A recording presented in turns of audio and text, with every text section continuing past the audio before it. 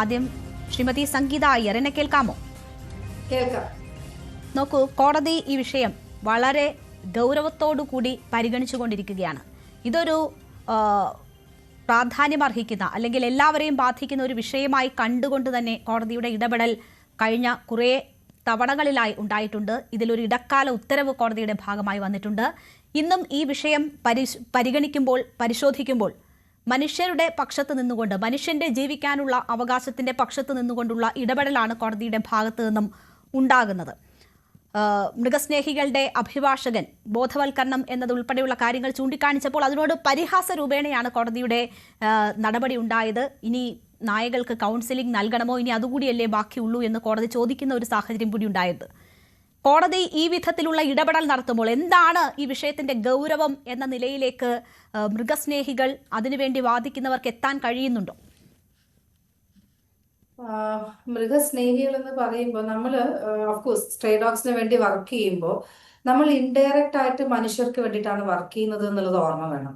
കാരണം ഇപ്പൊ ഞാനൊരു ഷെൽട്ടർ നടത്തുന്ന ആളാണ്. എൻ്റെ അടുത്ത് 140 തെരുവ് നായ്ക്കളുണ്ട്. ഇപ്പോൾ ഈ 140 തെരുവ് നായ്ക്കളും റോട്ടിലായിരുന്നെങ്കിൽ ഞാൻ 10 വർഷമായിട്ട് വർക്ക് ചെയ്യുന്നു, റെസ്ക്യൂ ആണ് ചെയ്യുന്നത്. അപ്പൊ ഈ കാലയളവിൽ എത്ര നായ്ക്കൾ പെറ്റുപെരുകിയിട്ടുണ്ടാവും റോട്ടിൽ, എത്ര പേര് ഇന്നും അതിൽ കൂടുതലായിട്ടുണ്ടാവും എന്നുള്ള ഒരു കാര്യം. പിന്നെ നായകൾക്ക് കൗൺസിലിംഗ് അത് കൊടുക്കാം. നായകൾക്ക് അവരെ ബോധവൽക്കരിക്കാൻ പറ്റും. നമുക്ക് നമ്മുടെ തെരുവില്, എൻ്റെ തെരുവില് ഞാൻ 2015 വരുമ്പോൾ 15 നായ്ക്കളാണ് അവിടെ ഉണ്ടായിരുന്നത്. നമ്മൾ സിസ്റ്റമാറ്റിക് ആയിട്ട് ABC ചെയ്ത് ഇന്ന് 3 നായ്ക്കളെ അവിടെ ഉള്ളൂ. ഈ ABCയിലെ വീഴ്ച ഗവൺമെന്റിന്റെ ഭാഗത്ത് നിന്നുണ്ടായത് എന്തുകൊണ്ടാണ് ഗവൺമെന്റിനെ ചോദ്യം ചെയ്യാത്തത് എന്നുള്ളൊരു കാര്യം.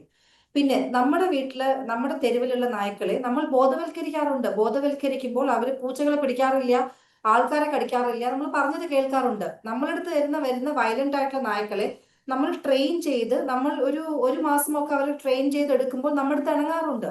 അതുകൊണ്ട് ബോധവൽക്കരിക്കുക എന്നുള്ളത് അത് നമുക്ക് ചെയ്യാൻ പറ്റുന്ന ഒരു കാര്യമാണ്. നമ്മൾ ഫീഡേഴ്സിനെ ഈ നായ കടിക്കുന്നില്ല അല്ലെങ്കിൽ നായ ദ്രോഹിക്കുന്നില്ല.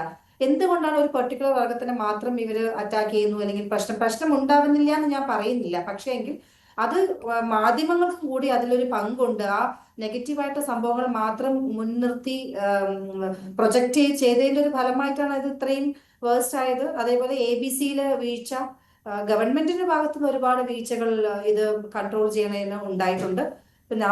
ഞങ്ങളെ പോലെ ഇത് കൺട്രോൾ ചെയ്യുന്നതിന് വീഴ്ചകൾ ഉണ്ടായിട്ടുണ്ട് എന്ന് താങ്കൾ പറയുന്നത് ഞാൻ അംഗീകരിക്കുന്നു. നോക്കൂ സംഗീത, ഇപ്പോൾ താങ്കൾ തന്നെ സംസാരിക്കുമ്പോൾ നമ്മുടെ സ്ക്രീനിന്റെ ഒരു ഭാഗത്ത് സ്കൂളിൽ പോയ ഒരു കുട്ടിയെ തെരുവുനായ ആക്രമിക്കാനായി ഓടിക്കുന്നതാണ് കാണുന്നത്. ഓക്കെ, അല്ല, ഞാൻ അതുകൊണ്ടാണ് ഞാൻ പറഞ്ഞത്, തെരുവുനായ ഈ സ്കൂളുകളിലേക്കൊക്കെ പോകുന്ന കുട്ടികളെ ഉൾപ്പെടെ ആക്രമിക്കുന്നതിന്റെ ദൃശ്യങ്ങൾ സൈക്കിളിൽ നിന്നും മറ്റും. ഒറ്റപ്പെട്ട സംഭവങ്ങളല്ല, ദിവസേന ഇങ്ങനെ പല ഭാഗത്തു നിന്ന് ഉണ്ടാകുന്ന സംഭവങ്ങളാണ്. ഇന്ന് സുപ്രീം കോടതി ഈ വിഷയം ചൂണ്ടിക്കാണിക്കുമ്പോൾ 2 ഹൈക്കോടതിയിലെ ജഡ്ജിമാർക്ക് നേരിട്ട അനുഭവം കൂടി ചൂണ്ടിക്കാണിക്കുന്നു. അപ്പോൾ മുതിർന്നവരെന്നോ കൊച്ചുകുട്ടികളെന്നോ ഒന്നുമില്ല, ഏത് മനുഷ്യരും ഇതിന്റെ ഭീഷണിയിലാണ്. ഏത് മനുഷ്യരും ഇതിന്റെ ഭീഷണിയിലാണ്. നഗരമെന്നോ ഗ്രാമമെന്നോ ഇല്ല, എല്ലായിടങ്ങളും ഈ ഭീഷണിയിലാണ്. നോക്കൂ, ഇത് നേരിട്ട് ആക്രമിക്കുന്ന സംഭവങ്ങൾ. ഞാനൊന്ന് പറഞ്ഞോട്ടെ, നേരിട്ട് ആക്രമിക്കുന്ന സംഭവങ്ങൾ എത്രയോ അപകടങ്ങൾക്ക് ഇവ വഴിവെക്കുന്നു. അങ്ങനെ എത്ര മനുഷ്യരുടെ ജീവനാണ് പോകുന്നത്. താങ്കൾ ഈ പറഞ്ഞ, താങ്കൾ ഒരു 140 നായ്ക്കളെ വളർത്തുന്നു എന്ന് പറഞ്ഞു. നോക്കൂ, ഇതുപോലെ എത്ര പേർ തയ്യാറെടുക്കും, എത്ര പേർക്ക് അതിന് കഴിയും, എത്ര പേർക്ക് അതിന് സൗകര്യമുണ്ട്. ഒരുപക്ഷെ താങ്കളും അവിടെ ആ നായ്ക്കളെ വളർത്തുന്നത് കൊണ്ട് തന്നെ ചുറ്റുപാടും നിന്ന് ഒരുപാട് എതിർപ്പുകൾ നേരിടുന്ന വ്യക്തിയായിരിക്കില്ലേ? അല്ല, നിങ്ങളിപ്പോ എന്താണ് പറയാൻ ഉദ്ദേശിക്കുന്നതെന്ന് എനിക്ക് മനസ്സിലായില്ല. എന്താ പറയാ ഉദ്ദേശിച്ചതെന്നുള്ള എനിക്ക് ഒട്ടും മനസ്സിലായില്ല. ഒറ്റപ്പെട്ട സംഭവങ്ങളിൽ ഉണ്ടാവാറുണ്ട്. നമ്മൾ മനുഷ്യരിൽ എത്രയോ ക്രൂരതയുള്ള ആൾക്കാരുണ്ട്. എത്ര റേപ്പ് നടക്കുന്നു എന്ന് വിചാരിച്ച് എല്ലാ മനുഷ്യരെയും നമ്മൾ കൊന്നെടുക്കുന്നുണ്ടോ? അല്ലെങ്കിൽ എല്ലാ മനുഷ്യരെയും നമ്മൾ ഷെൽട്ടറിലേക്ക് അയക്കുന്നുണ്ടോ?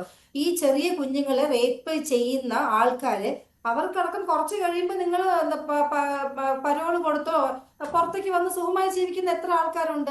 ഇവിടെ പ്രശ്നം അതല്ല. നമ്മൾ ഡിബേറ്റ് ചെയ്യുമ്പോൾ വളരെ ഹെൽത്തി ആയിട്ട് വേണം നമ്മൾ ഡിബേറ്റ് ചെയ്യാനുള്ളത്. മനസ്സിലായോ? തെരുവ് നായ്ക്കളെ ഇപ്പോ മെയിൻ സ്ഥലങ്ങളിലെ തെരുവ് നായ്ക്കളെ ഷെൽട്ടറിലേക്ക് പോകണം. അതിനുള്ള സംവിധാനം ഗവൺമെന്റിനുണ്ടോ? ആദ്യം ഷെൽട്ടർ ഗവൺമെന്റിനുണ്ടോ? ഞാൻ 10 വർഷമായിട്ട് തെരുവ് നായ്ക്കൾക്ക് എന്നല്ല, നമുക്ക് കൗ ഷെൽട്ടറൊക്കെ ഉണ്ട്. നമുക്ക് എല്ലാ മൃഗങ്ങൾക്കും വേണ്ടി നമ്മൾ വർക്ക് ചെയ്യുന്നു. തെരുവ് നായ്ക്കളുടെ കാര്യം മാത്രം എടുക്കുകയാണെങ്കിൽ ഈ 10 വർഷത്തിനിടയിൽ എനിക്ക് ഒരു വാക്സിൻ ഗവൺമെന്റ് തന്നിട്ടില്ല എന്നേ തീയതി വരെ. നമ്മളുടെ സ്വന്തം കയ്യിൽ നിന്നുള്ള പൈസ എടുത്തിട്ടാണ് നമ്മൾ ഇത് മുഴുവനും ചെയ്യുന്നത്. ഇതൊരു വലിയ ഷെൽട്ടർ ആണെന്ന് വിചാരിച്ച് തുടങ്ങിയ ഒരു സംരംഭമല്ല. ഇത് ഒരു നായ ഒലിച്ചു വന്നപ്പോൾ ഒരു ഹ്യൂമാനിറ്റിയുടെ കമ്പാഷന്റെ ഇതിൽ ഞാൻ ഒരു ചെറിയ നായക്കുട്ടിയെ റെസ്ക്യൂ ചെയ്തതാണ് ഇന്ന് ഇത്രയും വലിയൊരു ഓർഗനൈസേഷനായി നിൽക്കുന്നത് ഇവിടെ. മനസ്സിലായോ? അപ്പോൾ ഇതിൽ ഗവൺമെന്റിന്റെ വീഴ്ചയാണ്. ഇത് മൊത്തം ഗവൺമെന്റിന്റെ വീഴ്ചയാണിത്. അല്ലാതെ മൃഗസ്നേഹികളുടെ നേർക്ക് ഞങ്ങൾ ആക്ച്വലി നിങ്ങൾ സൊസൈറ്റിനെ സഹായിക്കുകയാണ് ചെയ്യുന്നത്. ഈ 140 പേര് എൻ്റെ അടുത്തുണ്ടെങ്കിൽ ഒരു 200 പേര് PFA ഉണ്ടെങ്കിൽ ഈ 200 പേരും പ്രസവിക്കാതെ നമ്മൾ നോക്കുന്നു. ഈ 140 പേരും പുറത്ത് പ്രസവിക്കാതെ നമ്മൾ നോക്കുന്നു. ഞാൻ അവിടെയാണ് സംഗീതയുടെ ഇടപെടലിനെ ഞാൻ കുറച്ചു കാണുന്നില്ല. സംഗീത ചെയ്യുന്നത് നല്ല കാര്യം തന്നെയാണ്. താങ്കൾക്ക് ഓരോരുത്തരും തയ്യാറാകണോ? അങ്ങനെ കുറച്ചു പേർ മാത്രം വിചാരിച്ചാൽ നമ്മുടെ പ്രശ്നം പരിഹരിക്കാനാകുമെങ്കിൽ എന്തെങ്കിലും മാറ്റം ഇക്കാര്യത്തിൽ ഉണ്ടാകണമല്ലോ. ഇല്ല, ദിവസേന ഉണ്ടാകുന്ന സംഭവങ്ങൾ ഇങ്ങനെ ആവർത്തിച്ചുകൊണ്ടിരിക്കുകയാണ്. ഇത് നമ്മുടെ നാട്ടിൽ മാത്രമുള്ള സംഭവമാണോ? അല്ല, രാജ്യവ്യാപകമായി ഇത്തരം പ്രശ്നങ്ങൾ എല്ലായിടത്തും നേരിടുന്നു. അതാ ഞാൻ പറഞ്ഞ മെട്രോപൊളിറ്റൻ സിറ്റി, രാജ്യതലസ്ഥാന മെട്രോപൊളിറ്റൻ സിറ്റികൾ, ഗ്രാമങ്ങൾ, എല്ലായിടത്തും ഈ പ്രശ്നമുണ്ട്. അപ്പോൾ രാജ്യം ഒന്നാകെ അഭിമുഖീകരിക്കുന്ന ഒരു പ്രശ്നമാണ്.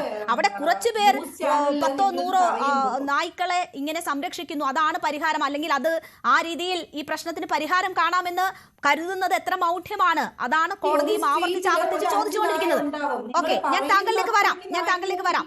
നിങ്ങളുടെ പ്രവർത്തനത്തെ കുറച്ചു കാണിച്ചുകൊണ്ടോ നിങ്ങളുടെ ആ രീതിയിലുള്ള സമീപനത്തെ കുറച്ചു കാണിച്ചുകൊണ്ടോ അല്ല നമ്മൾ പറയുന്നത്. പക്ഷെ ഇതൊരു വലിയ പ്രശ്നമാണ്. അതിന് പരിഹാരം എന്ന നിലയിൽ നിങ്ങൾ വെക്കുന്ന നിർദ്ദേശങ്ങൾ പ്രാവർത്തികമാണോ എന്നതാണ് നമ്മൾ പരിശോധിക്കുന്നത്. ഇപ്പോൾ അഡ്വക്കേറ്റ് സുഭാഷ് ചന്ദ്രൻ, ഞാൻ പറഞ്ഞില്ലേ, ഓരോരുത്തർ ഇപ്പൊ ഫീഡേഴ്സ് ഉണ്ട്, നമ്മളെ പോലെയുള്ള NGOs ഉണ്ട്, ഈ ചെറിയ രീതിയിൽ ഷെൽട്ടേഴ്സ് നടത്തുന്ന ആൾക്കാരുണ്ട്, വീടുകളിൽ ഷെൽട്ടർ നടത്തുന്ന ആൾക്കാരുണ്ട്, ഓരോ ഏരിയയിലും വർക്ക് ചെയ്യുന്ന ആൾക്കാരുണ്ട്. ഉണ്ട്. പക്ഷേ ഇതൊരു മഹാവിപത്ത് എന്ന് തന്നെ നമ്മൾ പറയാം. രാജ്യത്തെ സംബന്ധിച്ച് ഒരു മഹാവിപത്ത് എന്ന നിലയിലേക്ക് മാറിയിരിക്കുന്നു തെരുവുനായ ഇഷ്യൂ. അതിന് പരിഹാരമാകുമോ? അത് കുറച്ചുപേർ ഇങ്ങനെ ചെയ്യുന്നത് പരിഹാരമാകുമോ? അല്ലെങ്കിൽ നമുക്ക് കൺട്രോൾ ചെയ്യാൻ പറ്റാത്ത തലത്തിലേക്ക് ഇതിപ്പോൾ എത്തിയിരിക്കുന്ന ഒരു സാഹചര്യമുണ്ട്. അതുകൊണ്ടാണല്ലോ സുപ്രീം കോടതി തന്നെ സ്വമേധയാ ഈ വിഷയത്തിൽ ഹർജി പരിഗണിച്ചുകൊണ്ട് ഈ വിഷയത്തിൽ ഇടപെടുകയും സംസ്ഥാനങ്ങൾക്കുൾപ്പെടെ നിർദ്ദേശങ്ങൾ നൽകുകയും ഒക്കെ ചെയ്യുന്നത്. അതിന്റെ പ്രാധാന്യം മനസ്സിലാക്കി തന്നെയാണ് കോടതിയുടെ ആ നടപടി ഉണ്ടാകുന്നത്. ഞാൻ താങ്കളിലേക്ക് തിരിച്ചെത്താം. കൂടുതൽ വാർത്തകൾക്ക് News 18 Keralam YouTube channel subscribe ചെയ്യുക.